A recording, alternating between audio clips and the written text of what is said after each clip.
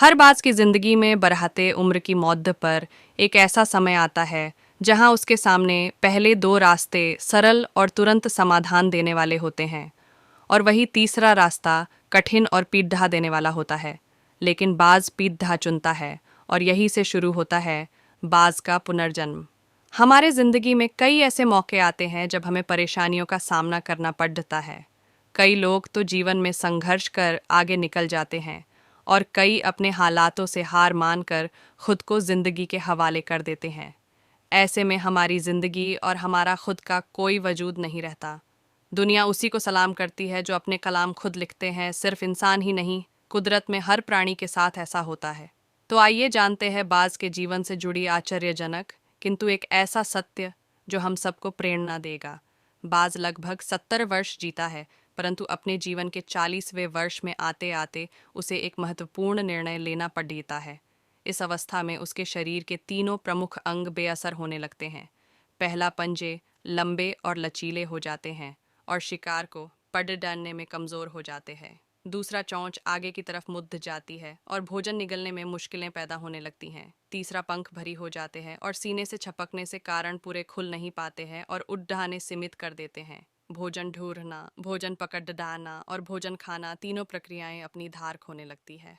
उसके पास तीन ही रास्ते बचते हैं, या तो अपनी शरीर छोड़ दे, या अपनी प्रवृत्ति छोड़ गिद्ध की तरह त्यागी हुए भोजन पर निर्भर हो जाए, या फिर स्वयं को फिर से स्थापित करे आकाश के साफ तौर से जाहिर बादशाह के रूप में। जहां पहले दो रास्ते सरल और तुरंत समाधान देने वाले हैं, वही तीसरा अत्यंत पीड़ादायी और लंबा।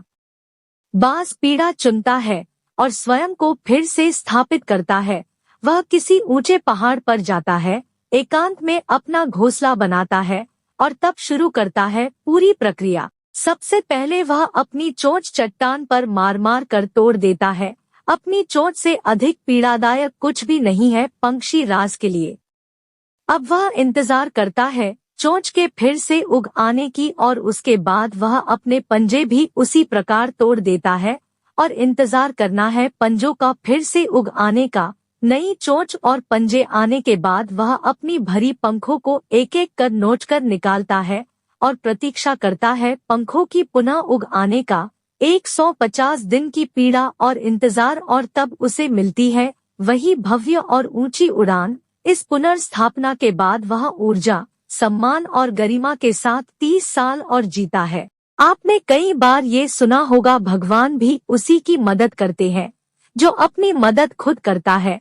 आज आपको इसकी मिसाल मिल गई होगी। जैसे बाज संघर्ष करता है 150 दिन तक, और भगवान उसका संघर्ष बेकार नहीं जाने देते, उसको नई जिंदगी देकर कुदरत हमें सिखाने बैठी है। जैसे पंजे पकड़ के प्रतीक है, चोंच सक्रियता की और पंख कल्पना को स्थापित करते हैं। इच्छा हालातों पर काबू रखने की, सक्रियता स्वयं की अस्तित्व की गरिमा बनाए रखने की, कल्पना जीवन में कुछ नएपन बनाए रखने की। हम में भी 40 तक आते आते इच्छा, सक्रियता और कल्पना तीनों के तीनों निर्बल पड़ने लगते हैं। हमारा व्यक्तित्व ही ढीला पड़ने लगता है। आधे जीवन में ही जीवन खत्म होने जैसा लगता है। उत्साह, आकांक्षा, ऊर्जा नीचे की ओर जाने लगती है। हमारे पास भी कई विकल्प होते हैं, कुछ सरल और कुछ पीड़ादायक। हमें भी अपने जीवन के मजबूरी भरे अतिलचीनेपन को त्याग कर काबू दिखाना होगा बाज की पंजों की तरह। हमें भी आलस पैदा करने वाली वक्र मानसिकता को त्याग कर ऊर्जा से भरी सक्रियता दिखानी होगी बाज की चोंच की तरह।